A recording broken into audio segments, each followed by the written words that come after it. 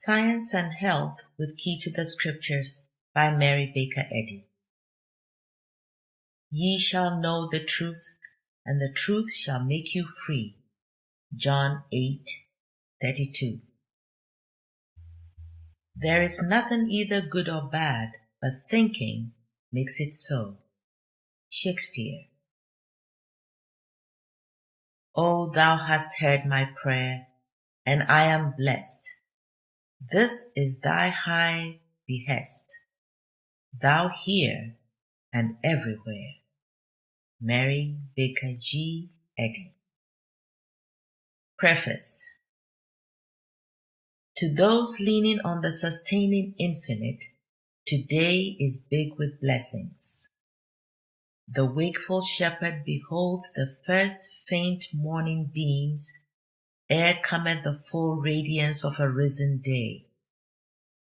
So shone the pale star to the prophet shepherds, yet it traversed the night, and came where in cradled obscurity lay the Bethlehem babe, the human herald of Christ's truth, who would make plain to benighted understanding the way of salvation through Christ Jesus, till across a night of error should dawn the morning beams and shine the guiding star of being. The wise men were led to behold and to follow this day star of divine science, lighting the way to eternal harmony. The time for thinkers has come. Truth, independent of doctrines and time-honored systems, knocks at the portal of humanity. Contentment with the past and the cold conventionality of materialism are crumbling away. Ignorance of God is no longer the stepping stone to faith. The only guarantee of obedience is a right apprehension of Him whom to know aright is life eternal. Though empires fall, the Lord shall reign forever. A book introduces new thoughts, but it cannot make them speedily understood. It is the task of the sturdy pioneer to hew the tall oak and to cut the rough granite. Future ages must declare what the pioneer has accomplished. Since the author's discovery of the might of truth in the treatment of disease as well as of sin, her system has been fully tested and has not been found wanting. But to reach the heights of Christian Science, man must live in obedience to its divine principle. To develop the full might of this science, the discourse of corporeal sense must yield to the harmony of spiritual sense, even as the science of music corrects false tones and gives sweet concord to sound. Theology and physics teach that both spirit and matter are real and good, whereas the fact is that spirit is good and real, and matter is spirit's opposite. The question, what is truth, is answered by demonstration, by healing both disease and sin, and this demonstration shows that Christian healing confers the most health and makes the best men. On this basis, Christian Science will have a fair fight. Sickness has been combated for centuries by doctors using material remedies. But the question arises, is there less sickness because of these practitioners? A vigorous no is the response deducible from two connate facts: the reputed longevity of the antediluvians and the rapid multiplication and increased violence of diseases since the flood. In the author's work, retrospection and introspection may be found a biographical sketch narrating experiences which led her in the year 1866 to the discovery of the system that she denominated Christian Science. As early as 1862, she began to write down and give to friends the results of her scriptural study, for the Bible was her sole teacher. But these compositions were crude, the first steps of a child in the newly discovered world of spirit. She also began to jot down her thoughts on the main subject, but these jottings were only infantile lispings of truth. A child drinks in the outward world through the eyes and rejoices in the draught. He is as sure of the world's existence as he is of his own, yet he cannot describe the world. He finds a few words, and with these he stammeringly attempts to convey his feeling. Later the tongue voices the more definite thought, though still imperfectly. So was it with the author. As a certain poet says of himself, she lisped in numbers, for the numbers came. Certain essays written at that early date are still in circulation among her first pupils, but they are feeble attempts to state the principle and practice of Christian healing, and are not complete nor satisfactory expositions of truth. Today, though rejoicing in some progress, she still finds herself a willing disciple at the heavenly gate, waiting for the mind of Christ. Her first pamphlet on Christian Science was copyrighted in 1870, but it did not appear in print until 1876, as she had learned that this science must be demonstrated by healing before a work on the subject could be profitably studied. From 1867 until 1875, copies were, however, in friendly circulation. Before writing this work, Science and Health, she made copious notes of scriptural exposition which have never been published.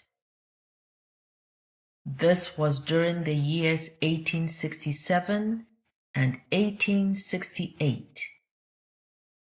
These efforts show her comparative ignorance of the stupendous life problem up to that time, and the degrees by which she came at length to its solution.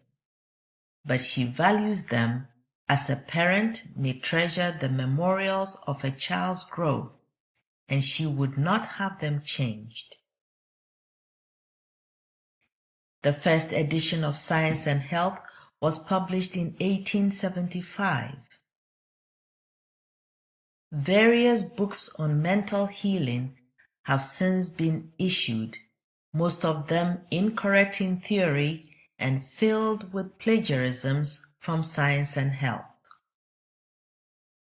They regard the human mind as a healing agent, whereas this mind is not a factor in the principle of Christian Science. A few books, however, which are based on this book are useful. The author has not compromised conscience to suit the general drift of thought, but has bluntly and honestly given the text of truth. She has made no effort to embellish, elaborate, or treat in full detail so infinite a theme.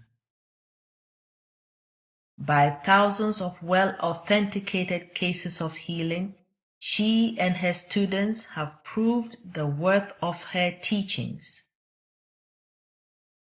These cases, for the most part, have been abandoned as hopeless by regular medical attendants. Few invalids will turn to God till all physical supports have failed, because there is so little faith in His disposition and power to heal disease. The divine principle of healing is proved in the personal experience of any sincere seeker of truth. Its purpose is good, and its practice is safer and more potent than that of any other sanitary method. The unbiased Christian thought is soonest touched by truth and convinced of it. Only those quarrel with her method who do not understand her meaning, or discerning the truth, come not to the light, lest their works be reproved. No intellectual proficiency is requisite in the learner, but sound morals are most desirable. Many imagine that the phenomena of physical healing in Christian Science present only a phase of the action of the human mind, which action in some unexplained way results in the cure of disease. On the contrary, Christian Science rationally explains that all other pathological methods are the fruits of human faith in matter, faith in the workings, not of spirit, but of the fleshly mind, which must yield to science. The physical healing of Christian Science results now, as in Jesus' time, from the operation of divine principle, before which sin and disease lose their reality in human consciousness and disappear as naturally and as necessarily as darkness gives place to light and sin to reformation. Now as then, these mighty works are not supernatural but supremely natural. They are the sign of Emmanuel, or God with us, a divine influence ever present in human consciousness and repeating itself, coming now as was promised aforetime, to preach deliverance to the captives of sense, and recovering of sight to the blind, to set at liberty them that are bruised. When God called the author to proclaim his gospel to this age, there came also the charge to plant and water his vineyard. The first school of Christian Science mind healing was started by the author with only one student in Lynn, Massachusetts, about the year 1867. In 1881, she opened the Massachusetts Metaphysical College in Boston under the seal of the Commonwealth, a law relative to colleges having been passed, which enabled her to get this institution chartered for medical purposes. No charters were granted to Christian Scientists for such institutions after 1883, and up to that date, hers was the only college of this character which had been established in the United States, where Christian Science was first introduced. During 7 years, over 4,000 students were taught by the author in this college. Meanwhile, she was pastor of the first established Church of Christ Scientists, president of the First Christian Scientists Association, convening monthly, publisher of her own works, and for a portion of this time sole editor and publisher of the Christian Science Journal, the first periodical issued by Christian Scientists. She closed her college October 29, 1889, in the height of its prosperity, with a deep-lying conviction that the next 2 years of her life should be given to the preparation of the revision of Science and Health, which was published in 1891.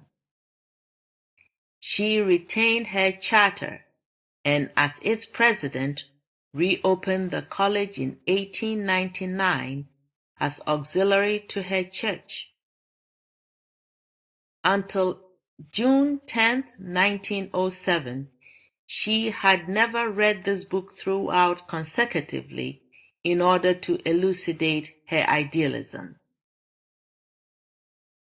In the spirit of Christ's charity, as one who hopeth all things, endureth all things, and is joyful to bear consolation to the sorrowing and healing to the sick, she commits these pages to honest seekers for truth.